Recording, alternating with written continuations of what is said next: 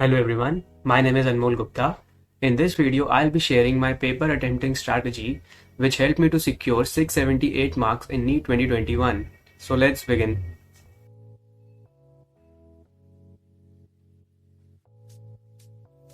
First of all मैं ये बोलना चाहूँगा कि पेपर अटेम्प्टिंग स्ट्रैटेजी आप किसी की कॉपी नहीं कर सकते, आपको वो खुद बनानी पड़ती है अपने कंफर्ट के हिसाब से। जैसे मैं अगर अपनी बात करूँ और आपको बहुत सारे मॉक पेपर्स देने पड़ेंगे उसके लिए, तब आपको पता चलेगा कौन सी सबसे बेस्ट स्ट्रैटेजी आपको सूट कर रही है। अगर मैं अपनी बात करूँ तो पहले मैं क्या करता था, पहले मैं बायो केमिस्ट्री एंड फिजिक्स करके उसके बाद लास्ट में OMR फिल करता था। बट फिर मेरे को किसी ने बोला कि पहले तुम बायो करके OMR फिल करो, देन केमिस्ट्री करके OMR फिल करो एंड देन फिजिक्स करके OMR फिल करो। तो जब मैंने ये ट्राई किया तो मुझे ये ज़्यादा बेटर लगा, तो इसलिए फिर मैं इस पर स्विच आउट हो गया था। तो इट डिपेंड्स ऑन यू कि तुम्हें पहले क्या करना है या तुम्हें OMR कैसे भरनी है।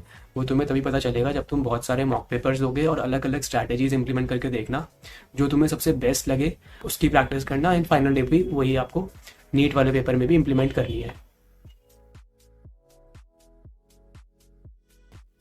So this is my NEET exam paper and ये आपका यहाँ पे कोड मेंशन था एंड यहाँ पे कुछ इंस्ट्रक्शंस हैं फर्स्ट पेज पे। तो ये अंदर से it's an English version. Last में आपको रफ पेजेस मिलते हैं, इसमें 3। ये बच्चों को पता नहीं होता कि रफ पेजेस जो है वो अलग से नहीं मिलते नीट एग्जाम में, वो लास्ट में आपको पेपर के साथ ही अटैच होते हैं। इससे मेरे इस पेपर में 3 पेजेस अटैच हैं, बट मैंने ये यूज़ नहीं किए थे बिकॉज मैं एडमिट कार्ड के 4 पेजेस लेके गया था एंड तो जो लास्ट के 2 पेजेस थे एडमिट कार्ड के वो किसी यूज़ के नहीं थे, तो मैंने अपना रफ वर्क उस पर कर लिया था। ये मेरे एडमिट कार्ड का 3rd पेज है जहाँ पर मैंने रफ वर्क किया था, तो इसलिए मुझे ज़रूरत नहीं पड़ी इसके रफ पेजेस पे यूज़ करने की। So now let's come to my paper attempting strategy. सबसे पहले मैं बायो करता था, बायो करने के बाद उसकी OMR फिल किया।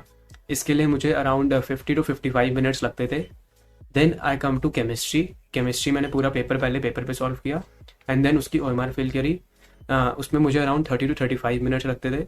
एंड देन फिजिक्स भी ऐसे ही पहले सॉल्व किया, उसके बाद उसकी OMR फिल करी एंड उसके लिए भी मुझे अराउंड 70 मिनट्स लगते थे। एंड लास्ट में मेरे अराउंड 10 मिनट्स बच जाते थे, तो उसमें अगर मैंने कोई क्वेश्चन रिव्यू किया है तो वो मैं देख लेता था। Now I am coming to कि मैं सेक्शन A और सेक्शन B कैसे मैं सॉल्व करता था।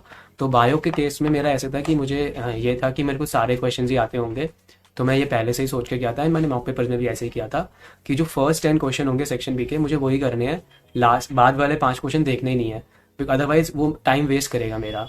एंड अल्टीमेटली जो नीट है वो गेम ऑफ टाइम है।